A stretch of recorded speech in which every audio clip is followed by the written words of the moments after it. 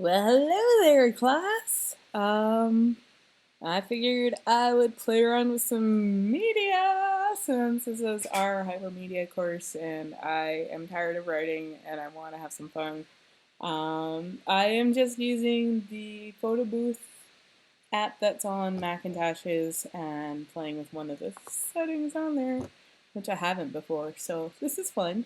Um, yeah, I did another one, but I got really long and rambling. I wasn't sure if all of you guys wanted to listen to that. So, hey, let's try it again.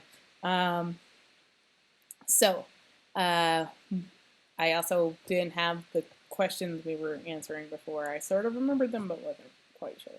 Anyway, so where did I grow up? I grew up all sorts of places. I moved about 12 times before I was 18. I spent my high school years in Las Vegas and part of my middle school years as well. And I graduated from community college. Actually, it's not community college anymore. College of Southern Nevada high school program. So I was able to get a start on my professional life pretty early, and I was really, really, really into photography at the time. I started off my training in the darkroom as the last generation to actually be trained in film and film development and printing in the darkroom and all that stuff. Which then I went to school at the Museum of Fine Arts in Boston in conjunction with Tufts University, um, and we had the digital revolution, which for somebody who was so in love with analog, that was kind of traumatic. But hey, it's so long ago, we're all okay now, right? But yeah, I also did a lot of drawing and painting and large scale installation work. I still work as an artist. Lately, I've been doing actually more wearables, which is really funny, but I still try to do as much as I can when I can, which has been more lately because it's look around. I have this gorgeous studio and where I have ended up, which is a small town in South Carolina called Travelers Rest. And I don't know, maybe we can look. Oh, it doesn't really like to show you on this one. I think it's because it's registered background already. Okay, now we got more glowies. That's cool. Um, I do work with a local circus troupe. As you can see, this cat head behind me is actually going to be turned into something very soon, possibly with sensors and things, possibly not. Um, but a friend of mine who had a very similar cancer to mine just passed away, and that was one of her last stories has to do with that cat head. Um, so, let's see. After college, I moved to New York City. I worked at the American Association of Advertising Agencies, which is not as fun as it sounds. I worked in the media services division, and I helped organize their media services conference. Helped organize 14, 13 different committees on best practices in media, and we had publications and stuff too. But it was really very corporate and very boring and very, very, very high stress. I had a studio at the time, but I would just go there and cry because people are awful. But then I got another job, and I was working at a printing plant, which was the job. The equipment was fun, but just New York City um, is a high stress place, and I don't know if I'd ever go back. But I also, at the same time, started teaching at Parsons School of Design, which was fantastic.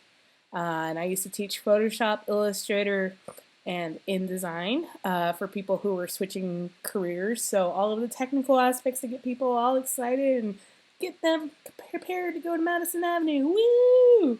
Um, while I come from more of a deconstructionalist side with my design, they were all taught how to put things in pretty boxes and the grid is good and all that fun stuff. But I'm like, hey, I can teach you how to make it happen, whatever you want to make happen.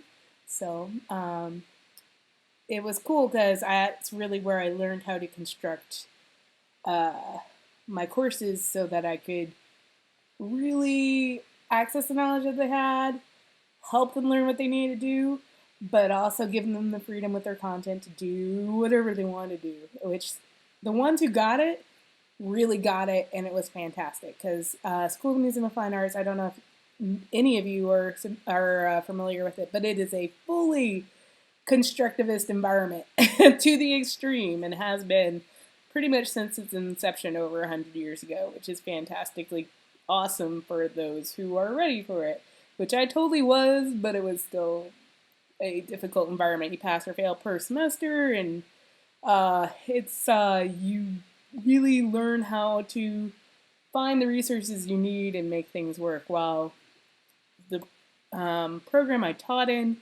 was very much more structured, and you have in learning goals, and they have to meet the learning goals, and it has to the objectives. There's no messing around. You are going to help them get employed, or you're going to make them bitter, angry students who are all coming from with a undergrad degree already. So they've been through school already. They know what they want there, and they're paying for their degrees. So yeah, great experience. And I was actually from our learning theories class last quarter. I've got to get over the semester thing.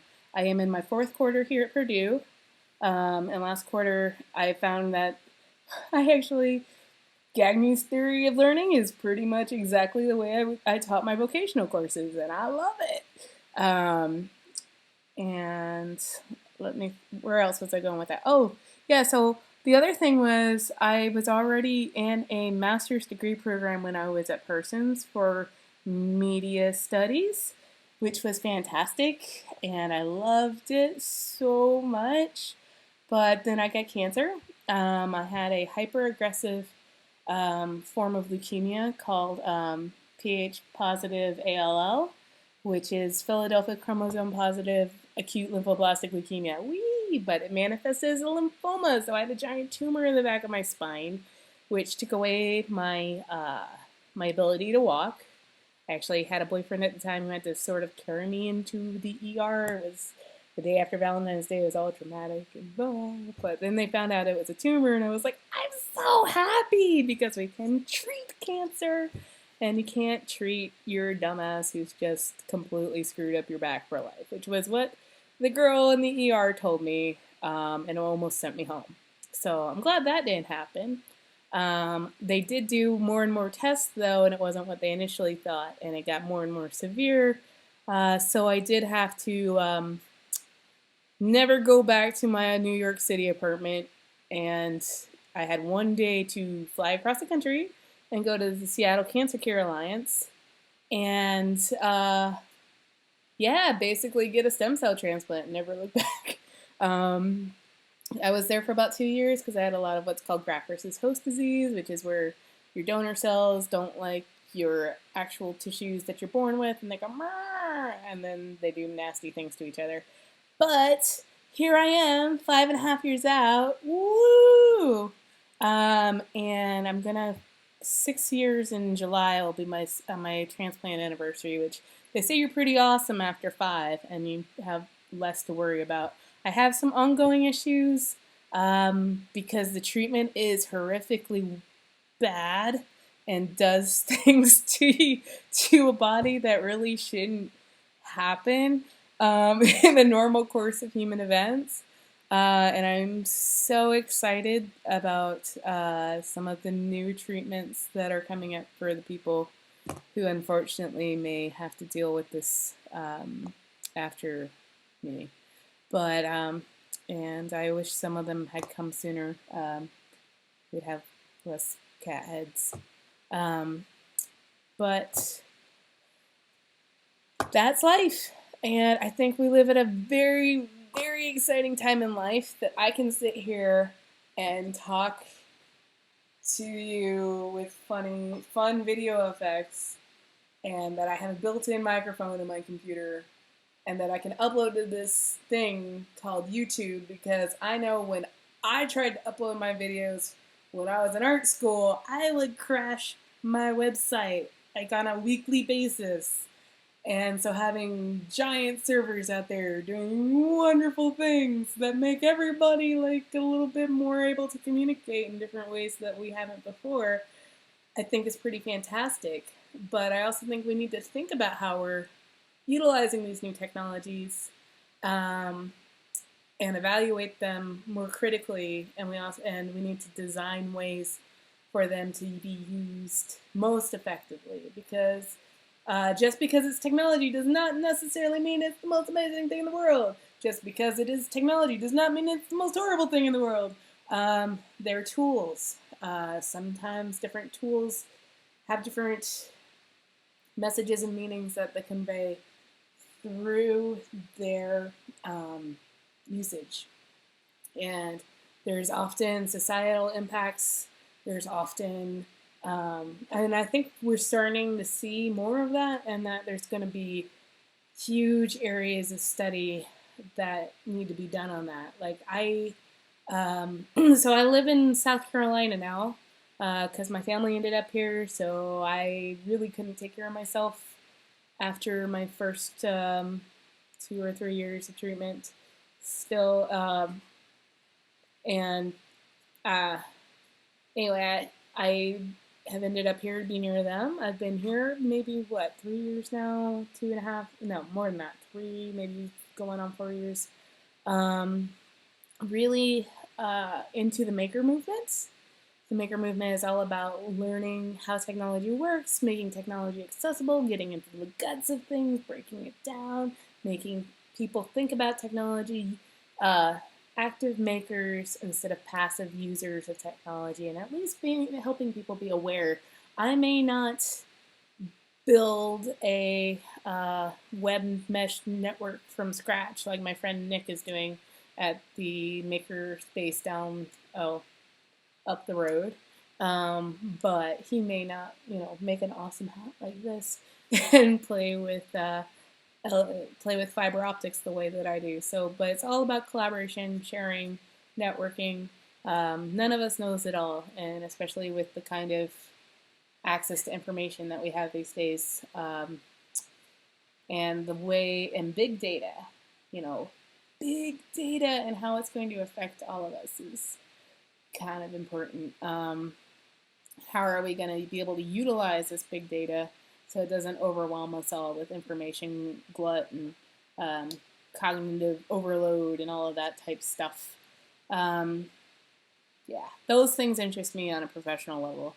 As far as personal level, I also like this one's really not coming out as well as the last one. Might just use that. Well, let me just finish it though. But yeah, I also like heavy metal. I like all sorts of things like that. Yeah, and I like SVGs and MP4s.